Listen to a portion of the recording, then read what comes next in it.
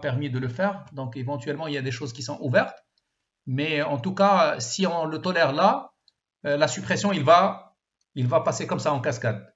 La suppression d'une catégorie implique celle des produits correspondants, implique celle des entrées correspondantes. Mais ceci, donc, j'ai pas pu l'activer à ce niveau-là pour éventuellement une table qui est ouverte. Donc, je ne vais pas le faire. Je vais juste revenir ici, retirer aussi la suppression en cascade parce que c'est un peu risqué aussi si vous le laissez. OK. Ah, oui, il y a la table qui est ouverte. C'est ce qui m'a empêché de le faire. Donc, je vais aller à ce niveau-là, fermer cette table. Euh, non, non, c'est parce que le formulaire, il est basé sur. Donc, c'est pourquoi je ne peux pas modifier. Il faut que j'arrête le formulaire. Je l'arrête comme ça. Maintenant, regardons, est-ce qu'on pourrait faire le changement là? Je veux retirer l'effacement en cascade. Non. Verrouiller, car il est déjà utilisé par une autre personne. OK, OK. Je dois fermer complètement. Je vais fermer. Allons-y maintenant. Regardons. Ça marche maintenant. Vous voyez, on a désactivé l'effacement en cascade. Et maintenant, si je reviens à mon formulaire, et j'irai vers la dernière catégorie que j'ai ajoutée, c'est le webcam, et je demande de supprimer le webcam. À votre avis, est-ce que la suppression va avoir lieu? J'attends une réponse. Bien sûr, la réponse est oui ou non. Est-ce que vous êtes toujours avec moi? Ou bien je suis tout seul en train de parler? Non, vous êtes tous ici présents. Parfait. Dites-moi, est-ce que la suppression, quelqu'un, donc juste quelqu'un, est-ce que la suppression ici aura lieu? Si je demande de supprimer cette catégorie. Je reviens. Regardons, est-ce que la relation, en demandant de supprimer, est-ce que la relation tolère de supprimer les fils? Regardez. Il faut juste regarder, est-ce que là, il est coché? C'est ça ce que veut dire effacer en cascade. En cascade, ça veut dire en allant du père vers le fils. Vous voyez que c'est pas faisable. Donc, cela veut dire tout simplement qu'on ne peut supprimer un père quand il a des fils. Et c'est ce que je vous ai dit avec une autre expression en disant que dans les bases de données, il n'y a pas d'orphelin. Je ne peux pas avoir de fils sans père. Donc, en tout cas, on l'essaie. Regardez, il me dit impossible. Impossible de supprimer. Pourquoi? Parce qu'il faut que je supprime d'abord ce produit. Et regardez, je vais le supprimer moi-même. Celui-là, on peut bien le supprimer parce qu'il n'a pas de sous-jacence. Il n'a pas de fils. Regardez, dans la table produit, il n'y a pas de... Ici, il y a un fils, il est là. Mais pour le produit que je viens de supprimer, lui, il n'a pas de participation ici. C'est pourquoi on a pu le supprimer depuis notre formulaire. Je vais revenir à mon formulaire. Alors, maintenant que sur cette catégorie, il n'y a plus de produits, donc je peux la supprimer sans problème. Regardez, il n'est plus. Vous avez bien compris un peu le mécanisme. Par exemple, ici, on est dans une autre catégorie. Est-ce que je peux supprimer cette catégorie? Non, parce que tout simplement, il a des produits. On les voit tout simplement ici. Et pourquoi on ne peut pas le faire? Parce que la relation, il l'empêche. Du fait qu'on n'a pas coché cette case. Ça marche? Donc, regardez, je vais le tenter pour stockage. Je vais lui dire supprime. Et bien, il va me dire non, je ne peux pas.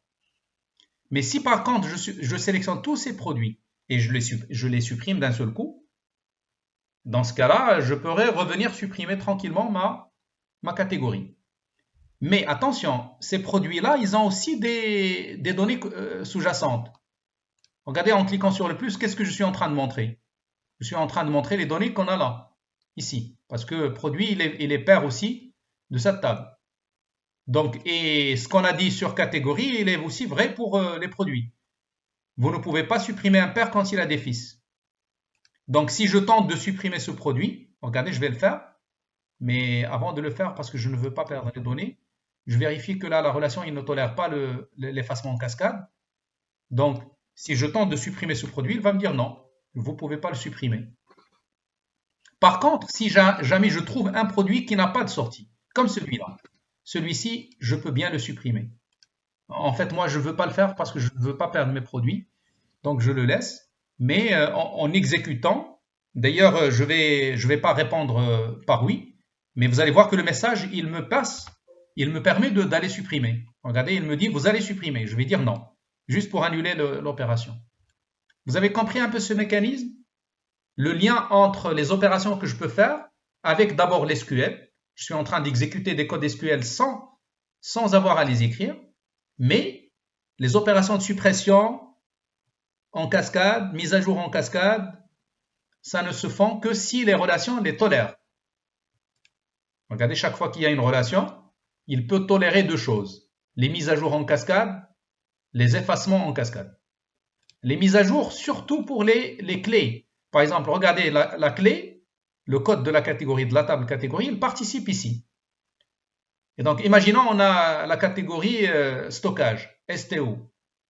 Et je décide de changer STO par quelque chose d'autre. Eh ben, il faut que les enfants suivent le père. Et donc, si la relation l'empêche, le changement devient impossible, devient interdit au niveau du père. On pourrait l'essayer. Oui, oui. Non, non, non. On ne va pas les avoir parce que la suppression du père implique la suppression des fils. C'est ça l'effacement en cascade. C'est automatiquement l'effacement des pères. Mais quand est-ce pardon, l'effacement des fils. Quand est-ce si la relation est réglée pour le faire. Si vous avez coché cette case. Voilà, ça devient impossible même pour le père, de supprimer le père. Et c'est ça ce qui va donc dire qu'il y aura jamais d'orphelin. Exact. Soit que vous tolérez l'effacement en cascade, dans ce cas-là, vous supprimez le père, cela implique la suppression des fils. Mais attention, c'est hiérarchique. Ça veut dire que ce qu'on a dit ici, entre catégorie et produit, il est aussi valable entre produit et détail sorti. Parce que produit, il est côté 1, détail sorti, il est côté infini. Donc, c'est le même raisonnement. Jusqu'à ce que ça s'arrête. Là, ça s'arrête. L'hierarchie, dans ce sens, je vais même les placer comme ça vous pouvez les voir. C'est ça l'hierarchie. Ça, c'est le petit-fils. Ça, c'est le père. Ça, c'est le grand-père. D'accord? 1, infini, 1, infini. Là, ça s'arrête. Celui-là, il est petit-fils de... Il est petit-fils de celui-là aussi. D'accord? Et celui-là, à son tour, il est petit-fils de celui-là. Et ça va continuer comme ça. Donc, c'est un peu hiérarchique. Il faut donc raisonner dans le cadre de toute l'hierarchie.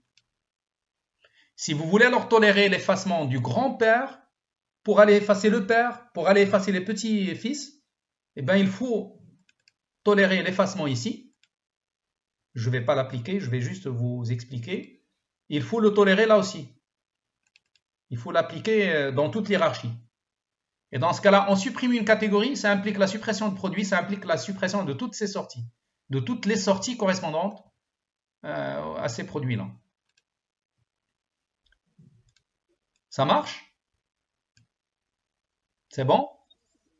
Très bien. Donc là, je viens de vous donner un petit aperçu sur les formulaires, mais on est juste au début, donc il y a beaucoup d'autres choses à voir au niveau des formulaires. C'est ce qu'on verra la séance prochaine, Inch'Allah.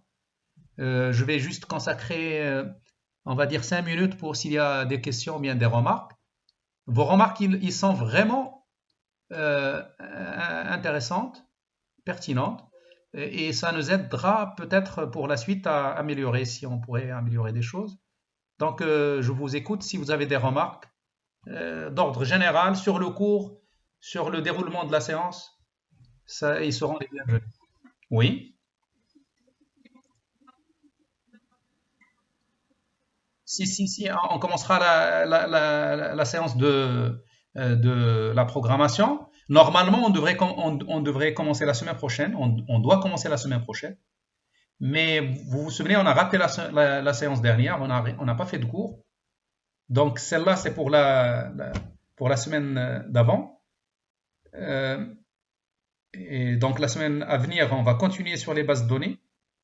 Je vous prévois donc, je vais prévoir une petite évaluation, d'accord? C'est-à-dire durant les 4 heures, on va faire une petite évaluation, ça serait un QCM, un QCM.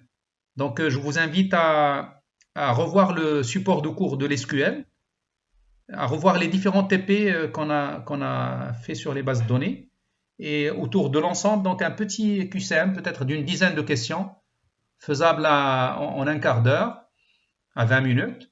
Je vous le donnerai la séance prochaine pour faire une première évaluation au niveau des bases de données. Et donc la semaine prochaine, on va continuer encore sur les bases de données, d'accord? Avec une évaluation. Et la semaine d'après, on commencera le cours sur le deuxième élément. Je ne sais pas s'il y a encore d'autres remarques, d'autres questions et remarques. Oui,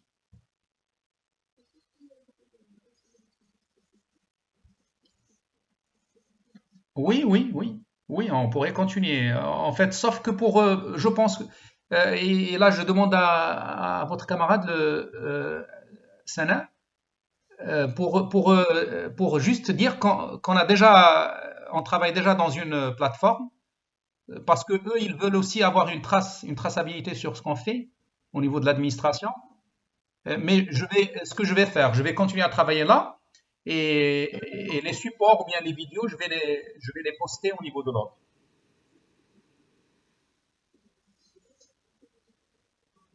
Voilà, donc on va continuer à travailler là, d'accord? Il y a des messages textos qui m'arrivent. Donc on va travailler à ce niveau-là. Et tout ce qui est support, ressources, etc., vidéo, on va les poster dans l'autre. Comme ça, ils auront aussi une traçabilité par rapport à ce qu'on fait.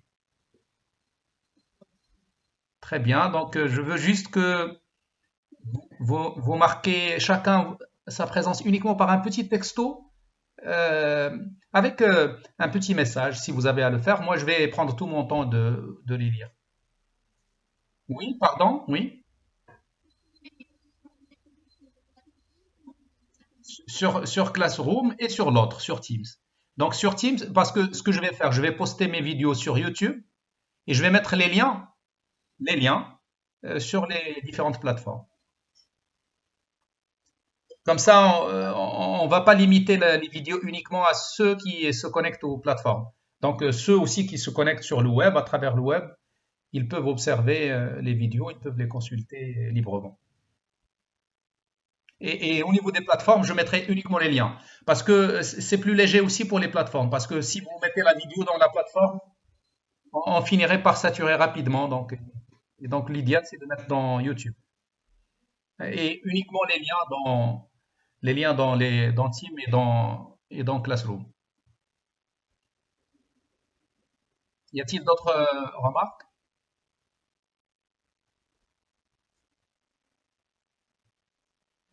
Ça marche. Donc, tout le monde a marqué sa présence. Donc, en écrivant juste message présent, présente, etc. Donc, c'est bien. Maintenant, préparez-vous pour la séance prochaine, Inch'Allah. On va faire de la même, mais à l'intérieur de la séance, quelque part, donc vers au niveau de la première séance ou bien de la deuxième séance, on fera un petit quiz, donc un petit test de connaissance. Donc, il suffit juste de réviser a priori votre cours et ça va passer très bien. Il y a quelqu'un qui voulait. Euh, alors, je vais vous montrer rapidement dans dans ma, dans ma classroom ici. Je pourrais soumettre un travail à ce niveau-là, travaux et devoirs. Donc, je pourrais très bien créer un nouveau avec un QCM. Je pourrais mettre créer un nouveau et je mets un questionnaire. Vous êtes en train de voir maintenant mon écran, Yak. Alors, je mets un questionnaire et je vais placer le questionnaire. Alors, regardez que pour chaque fois que je place une question, il y a plusieurs types de questions. Moi, je vais choisir les questions à choix multiples. Donc, vous allez juste cocher les bonnes réponses. Et chaque fois en fait que je vais faire, je vais attribuer une note, un nombre de points à chaque question. Et donc à la fin, chacun qui aura répondu au questionnaire, il aura sa note directement.